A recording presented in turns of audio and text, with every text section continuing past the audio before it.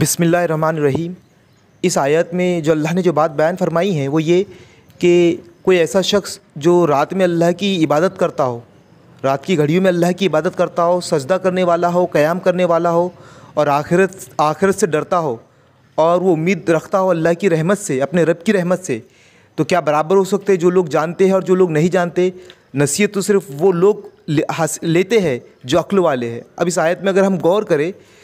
تو ایک اس شخص کو بیان کیا گیا ہے جو اللہ کے حضور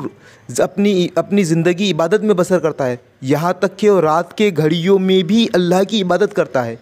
تو اللہ یہاں پر ایک ایسے شخص کی بات جو اوپر جو بات بیان فرمائی گئی تھی، ایک ایسا شخص جو کہ اللہ کو اس وقت پکارتا ہے جب اس پر کوئی مصیبت آتی ہے، اور جب اللہ اس کی مصیبت کو دور کر دیتا ہے تو اللہ کے ساتھ دوسروں کو شریک کرنے لگتا ہے۔